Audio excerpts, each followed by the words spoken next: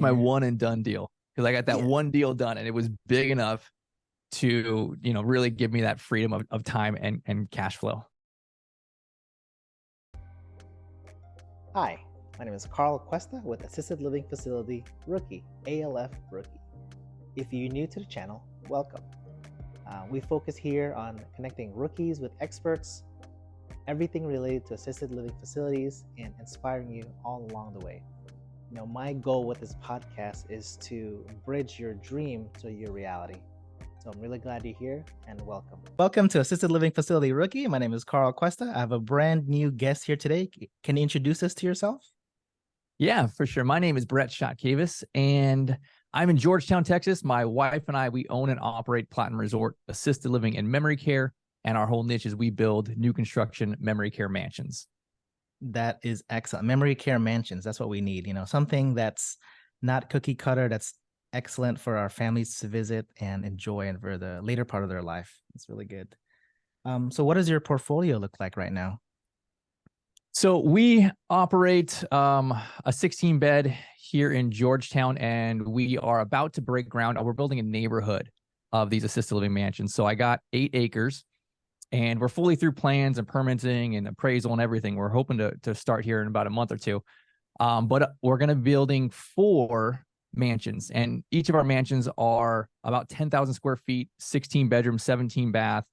And so we're going to be building 2 in next year in phase 1. And then we'll refinance out a couple years later and build the phase 2, which so we'll have total of 80 beds here in Georgetown, Texas. Wow, that is excellent. All in one go. Yeah, exactly. So we're staying close. We have a huge wait list here in the city, and very well known and provide the best care. And so we're just expanding here. Excellent. What first got you into creating these mansions, basically? Well, I guess I started with acknowledging that there was a problem with how this whole RAL space was going. I got some coaching. I was in real estate prior to this for about 10 years, flipping houses and then doing group homes, and then wanted to get into end of life and assisted living, and initially bought a property, a kind of more residential looking property, and was like, okay, let me see how I can make this work. I was going to do 8 beds. And then I started penciling all the numbers, and I'm like, man, I don't see how I can hire a manager. I don't see how I can make any real profit in here. And then just kind of thought to myself, like, okay, well, what can I do? Like, what really would I want, right? Like, I want to have 16 beds. I want it to be luxurious. I want to have private rooms, private bathroom. I want to be able to bring in a chef and have a salon and do all this cool stuff that I see the big facilities do. I just don't want to be a big facility, right? And so it wasn't something that I had like an overnight epiphany on. It was like 6 months of like, okay, let's solve this one problem at a time. And really my niche is I want to compete with the big smelly facilities. Mm-hmm. So here in my city, they've built like 5 of them in the last couple of years, and they're like 4 stories. They're massive, right? They have the assisted living apartments, and they have or independent living apartments. They have assisted living and memory care, right? All in this one big old monstrosity. And they're new and they're expensive and they smell and they have like terrible reputations in our city, right? So I'm like, okay, why can't I offer all the same care and amenities that you can get at this big, nasty facility that's all corporate owned and has a terrible reputation for care? Why can't I do it in like a more home-like space? And then for me to get a more home-like space, but have 16 private rooms and a salon and a chef, I'm like, man, I need a really big old house. Yes, so then this whole like evolution of, okay, well, let me just build a mansion, right? Like, this is what I need. I need like 16 bedrooms and like multiple great rooms and like a library and a garden room and a salon and like all these things. Plus I need an office, and that's just the building, right? Like, then, you have all the care that you could get at these big facilities. So I'm like, okay, how do I build this thing out? And it took me a while to kind of figure out this path, because unfortunately there was nobody like saying, here's how to do this. Everyone was saying, here's how to buy a house, convert the garage, do your 6 or 8 beds. And I'm like, but I don't see a path to success for that, right? Mm-hmm. And my wife and I were experienced real estate investors, and we didn't want to make 5 or 10 grand a month. We wanted like a life-changing deal, right? I wanted like one deal that's going to get me financial freedom. So it was like, well, how do I construct this? And we went down this path. It took us a while to kind of figure all that stuff out. This niche is, I think, very unique. And it has allowed really two things for me. One is financial freedom, and the second is time freedom. So time freedom for me at the stage of life that I'm in is the most valuable. My kids are younger and we're able to travel, vacations. I'm at every game. I take them and pick them up from school every single day. Yes. So that is so vital for me at this kind of stage in life. But really, you know, we're working 2 to 4 hours a week on our, you know, in our business, on our business. And I think that this niche allows you to do that, especially the luxury 16. I want my income to be about 100 grand a month as far as like my total rents for my grandmas. If I can be around that point, then I can afford all of the things that will give me that time freedom. Mm-hmm. So I think it's so valuable that when you're choosing to get into this space, that you kind of weigh the pros and cons. If you're going to do a smaller deal, or if you're going to do a deal that doesn't have as high rents, right? Like if you can get to 50,000 a month in income and rents, like how will that pencil out? Will that actually give you the financial freedom or the time freedom? Because for me, I couldn't make those numbers work, right? But as I got closer to 100 grand and then surpassed that, man, like really, I'm able to save more than 50% of everything that I make, and I'm able to work, you know, 2 to 4 hours a week. That's really been life changing for me. Compared to, right, I've done a lot of multifamily deals. I've bought in hundreds of houses. I still invest and buy rental properties, but that was, you know, very slow and steady. Slow and Where steady. this Yeah. was like, I got one deal, you know, one deal down. I spent the year building my team, creating my culture, getting my systems in place. And then it's like, boom, now I can pull back with my family. And I have this one deal that is able to be just like everything that I need financially wise to cover me and to pull my time back. That's I what call got me this my here. one and done deal, because I got that Yeah. one deal done and it was big enough to, you know, really give me that freedom of time and cash flow.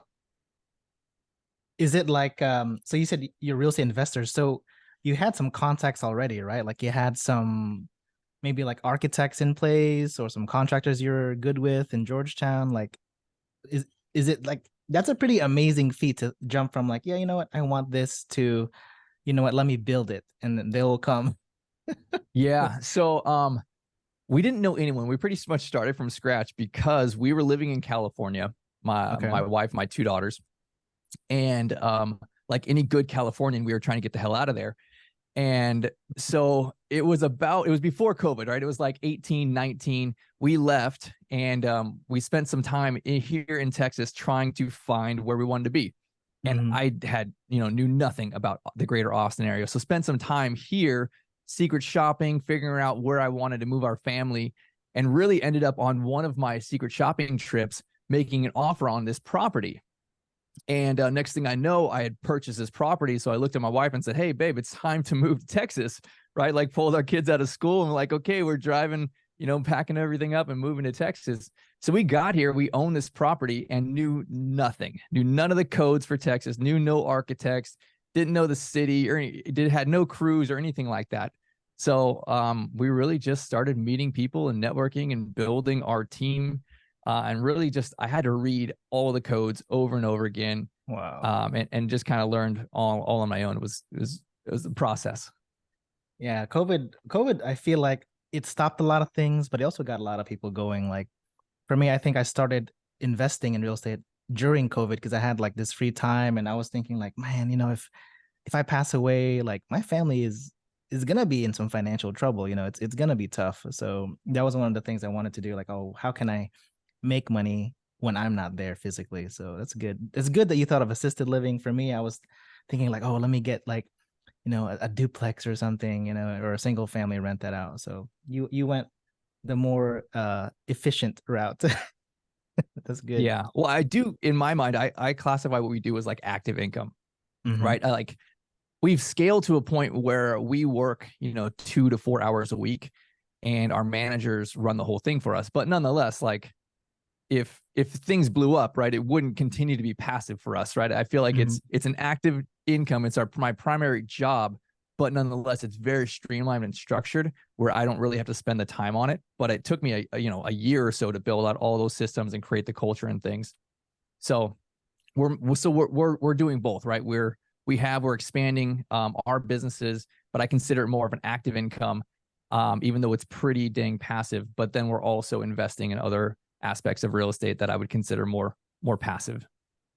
That's excellent. That's excellent. It's really diversification of income right there. All right. Well, it seems like you went through quite a lot in that 1 year.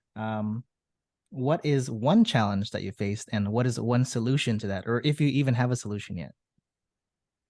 So, man, there was a couple big challenges when we got started. One, we opened during COVID, and that was a nightmare. Yeah, And for so, sure. honestly, if anyone's getting into this, the biggest problem is staffing. That is the hardest part of this job. Mhm. And especially during that COVID time when it was like, hey, people actually legitimately like got sick and had COVID and things, right? Mhm. But then a lot of employees, they didn't want to come to work. So they would fake COVID, right? It happened all the time. And then like it was no joke with the state, right? Like if you had COVID, you had to literally like declare it to the state. Everyone had Mhm. to wear full PPE, mask, goggles, gloves, and you had to spend 10 days with all of your staff walking around like Martians in the assisted living just because some person legitimately sometimes, yeah, okay, that happened. But there was like 3 or 4 times where they faked it. And then we had to find out later. And we're like, we spent 4 days like in these like scuba suits walking around trying to take care of grandma. And it was like, this is stupid. Oh man, that is a nightmare. Like my other background is I'm a nurse practitioner as well. So it was tough to see patients. I those glass boxes, like literally a Yeah. glass box with the gloves. That's how I was seeing patients, like in a box, like in a suited up and in a box. So I can only imagine, like, and that's when they came up to me. So I can only imagine like maneuvering a building in that full bodysuit. Oh my gosh, that's a nightmare, man. Right. And especially the ADLs, and because our whole niche is end of life, it's memory care.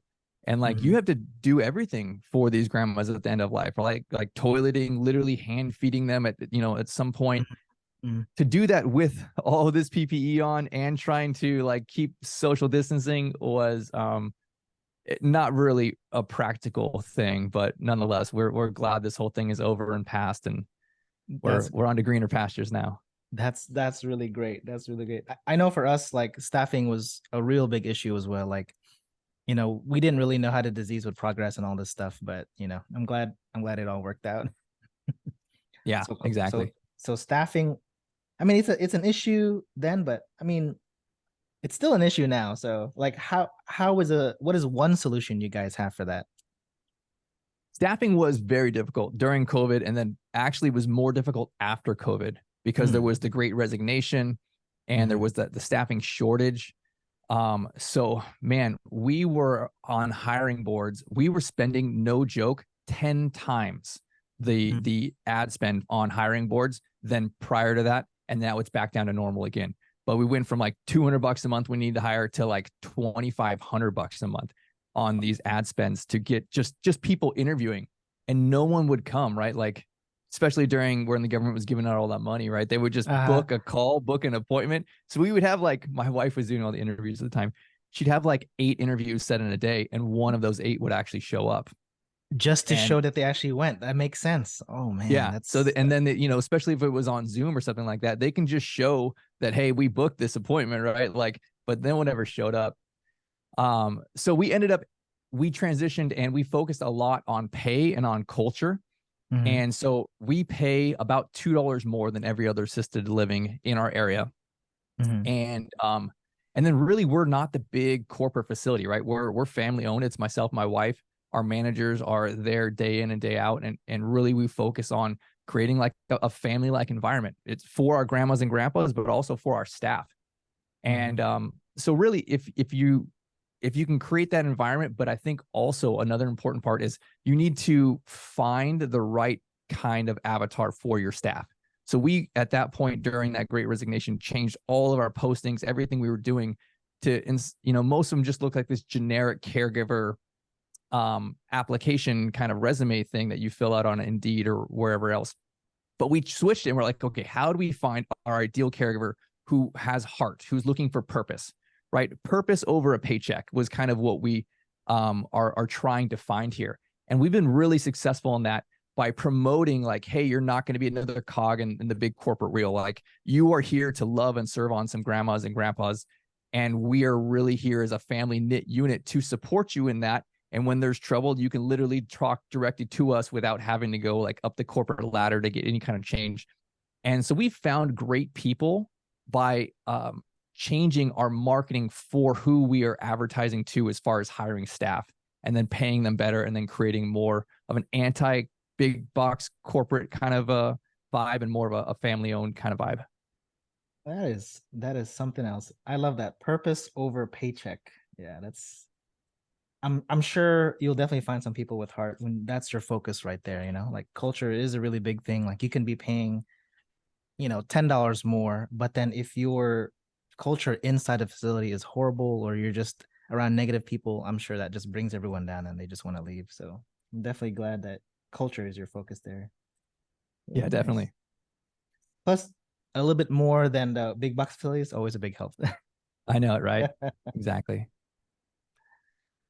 All right, Brett. Man, that's awesome, Cool. man. That's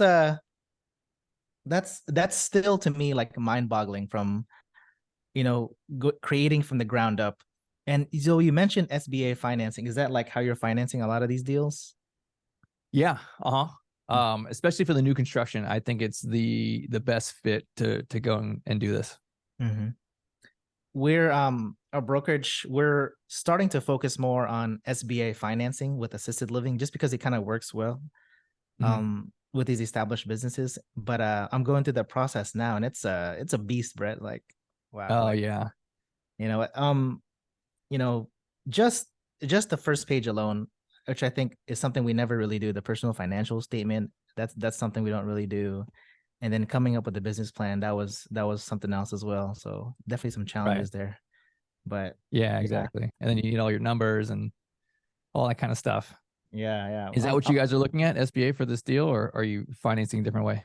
We're doing the SBA, the 7A loan for Yeah. this one. So it was Okay. good. We were 10% down, and they're gonna give us 5% back for working capital just to make sure we're not like gonna go Nice. bankrupt. Yeah. Who So are you using? Dogwood Bank. Dogwood. Where are they based out of? They're Austin based. Oh, really? And yeah, so one of the guys, he actually came down. He's one of our guests in one of our episodes. His name is Hunter Ruiz, so he's pretty cool. And that's all he does all day, just Dogwood Bank, SBA 7A, and 504, I think, are the two Hmm. things that he does like all day, every day. So really awesome resource. All right, so great setup there. You went to acres into 16 beds per acre, encountering these different challenges during COVID with staffing, and then prioritizing purpose over paycheck. Definitely something that we all can learn from. Well, Brett, thank you so much. It's definitely awesome to learn from someone like yourself, but how can we reach you? Well, you can find me. I actually have this week. I'm doing a live workshop on Zoom, Mm-hmm. and so every month I do some type of workshop, whether it's raising money or filling your beds, SBA financing, different things like that. So it's actually going to be this Thursday, which is December 7th at 6:30 p.m. And I can shoot you the code. It's totally free. My wife and I will spend about an hour, hour and a half teaching people. Here's our structure of how we have built a massive wait list, how we fill our beds. So that's, you can connect with me live there. Otherwise, you can follow me on my podcast, Assisted Living Investing, or on my YouTube channel. That's my name, Brett Chotkevys. Well, thank you so much, Brett. Thank you much for your time, and thank you for sharing your journey with us. This is Carl Awesome. with I this appreciate is you. Carl with Assisted Living Rookie. Thank you so much.